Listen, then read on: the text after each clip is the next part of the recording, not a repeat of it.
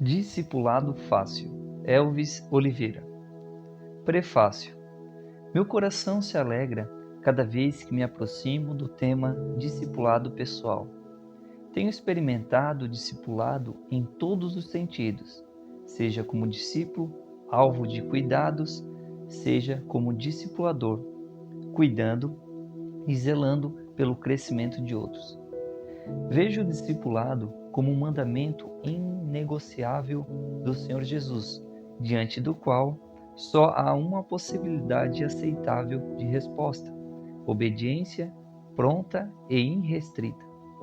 As igrejas funcionam muito melhor hoje se priorizarem aquilo que é crucial para o Senhor Jesus: fazer discípulos de todas as nações, começando dentro do contexto do rebanho local. Por falta dessa obediência, as igrejas sofrem, líderes sofrem, o reino de Deus sofre, e as pessoas deixam de ser ganhas para Cristo. Mesmo aqueles que são ganhas terminam sendo bem cuidados. Pela graça de Deus, temos chegado àquilo que, para nós, tem se revelado um segredo revolucionário quanto ao assunto. É cuidar de pessoas na esfera da igreja local. O MDA tem sido poderosa ferramenta que o Espírito Santo está usando para abençoar ovelhas e pastores, líderes e veteranos e líderes em formação. Nossa convicção e experiência é que o discipulado pessoal, um a um, é a medula que sustenta todo o corpo chamado igreja. Esta convicção é partilha pelo meu discípulo, Pastor Elvis, que com muita graça soube organizar esse material precioso sobre discipulado. O Pastor Elvis já nasceu espiritualmente dentro de uma visão de discipulado e pequenos grupos. Eu, pessoalmente, fiz a oração do novo nascimento, a qual foi repetida por ele no momento da conversão. Fez toda a sua trajetória cristã dentro dos princípios por ele apresentada agora neste livro. Sua vida é a maior exemplo da funcionalidade do discipulado. Assim, tenho o privilégio de pastorear o pastor Elvis desde o primeiro dia da sua conversão. Hoje, ele é um dos meus discípulos principais, servindo como líder de todo o ministério de louvor, adoração, danças, artes da Igreja da Paz de Fortaleza. Assim como líder, a maior rede de célula dessa mesma igreja.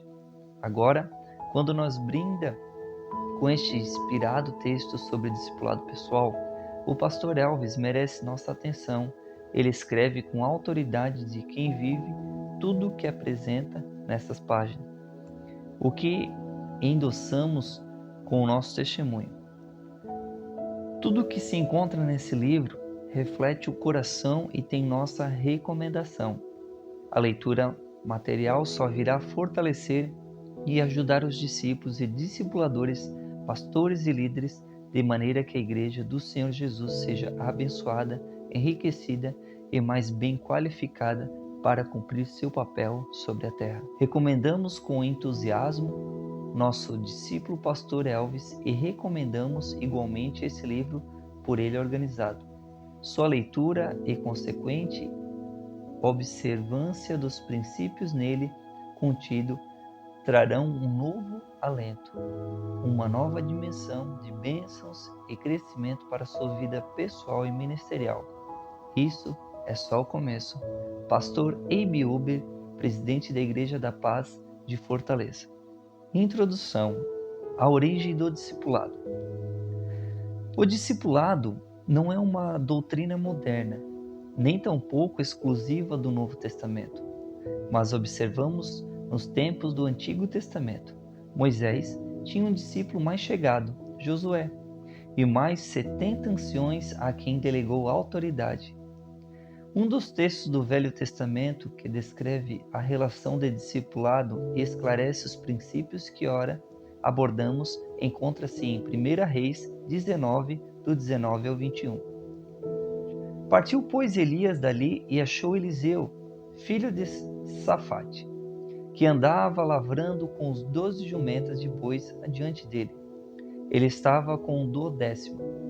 Elias passou por ele e lançou o seu manto sobre ele. Então, deixou esses bois, correu após Elias e disse: Deixa-me beijar a meu pai e minha mãe, então te seguirei.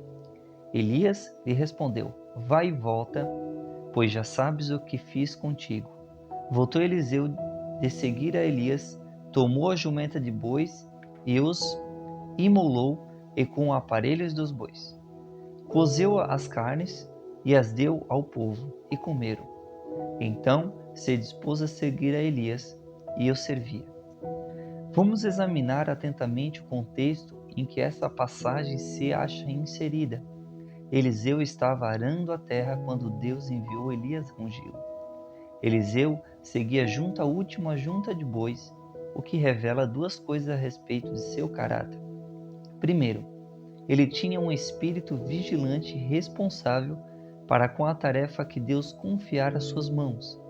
Ir atrás das outras juntas possibilitava-lhe observar se tudo ia bem e, se necessário, retificar algumas coisas que saísse errada.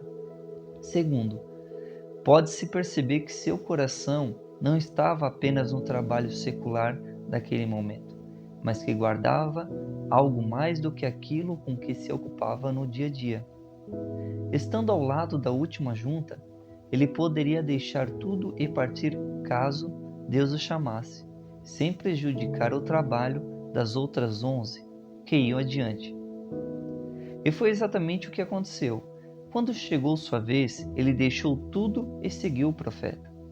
É interessante notar que Elias disse a Eliseu, depois que este decidiu segui-lo, vai e volta, pois já sabes o que fiz contigo.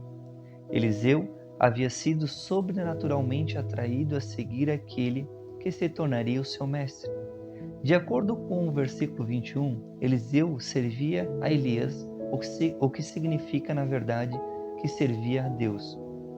O curso de Eliseu durou 11 anos. Durante esse tempo de treinamento e discipulado, teve de aprender não apenas a exercer a função de profeta, mas também a viver como um profeta. A história fecha-se com chave de ouro. Esse discípulo que, após fazer ao servo de Deus um único pedido, humildemente o seguiu e o serviu por longos anos. E não só recebeu a unção dobrada para o ministério, como também realizou 2 vezes mais milagres que Elias. Eliseu aprendeu a ser um bom discípulo porque tinha sido atraído pelo próprio Deus. E o que dizer de Mateus, sentado na coletoria, desempenhando uma tarefa depreciada pelos judeus de seu tempo? Mateus não era o tipo que se destacava por sua qualidade, mas o impressionante é que Jesus precisou usar apenas uma palavra para lhe fazer o chamado: segue-me. É uma das mensagens mais curtas da Bíblia, mas surtiu um extraordinário resultado, o que fez com que Mateus abandonasse um posto tão conveniente, de alta reputação, de grande segurança social e política, a atração que Deus exerceu sobre o seu coração. É impossível discipular alguém que não tenha sido atraído pelo Senhor, mesmo depois de lhe expor a importância dessa doutrina e apontar-lhe o caminho divino. Sem a atração divina, todos os nossos esforços serão vãos. Como diz o ditado popular, o pior cego é aquele que não quer ver. O mesmo se aplica à questão do discipulado. Leva-me à poste, apressemo-nos. O rei me introduziu nas suas recâmaras. Em ti nos regozijaremos e nos alegraremos. Do teu amor nos lembraremos mais do que do vinho. Não é sem razão que te amo. Cantares 1:4. Um exemplo que esclarece bem essa questão de atração sobrenatural encontra-se no livro de Ruth. A história da família de Noemi é um exemplo claro de que certas pessoas são cativadas por Deus. Orfa e Ruth, tal qual Noemi, ficaram viúvas. Quando Noemi regressava a Belém, na companhia das noras, tentou convencê-las a voltar para os seus, argumentando que não tinha mais filhos para se casarem com elas. Orfa, beijando a sogra, pegou o caminho de volta para a casa dos pais. Ruth, por sua vez, pronunciou uma das mais lindas declarações encontradas na Bíblia. Diz, porém, Ruth: Não me intestes para que te deixe e obrigues a não seguir-te, porque aonde quer que fores, irei eu, e onde quer que pousares, ali pousarei eu. O teu povo é meu povo, o teu Deus é o meu Deus. Onde quer que morreres, morrerei, e eu aí serei sepultada. Faça-me, Senhor, o que bem lhe aprouver, se outra coisa que não seja a morte me separar de ti. Ruth 1, 16 e 17. O interesse de Orfa era pelos benefícios que pudesse obter da sogra. Vislumbrando um futuro sem muita perspectiva, ela preferiu buscar dias melhores para si mesma em outros caminhos. Algo, porém, inexplicável apoderou-se do coração de Ruth, um certo magnetismo capaz de sobrepor-se aos interesses próprios e aos desejos de obter vantagens pessoais. Teu povo é meu povo, teu Deus é meu Deus. Quem sabe, Ruth já não conhecia o Deus de Noemi.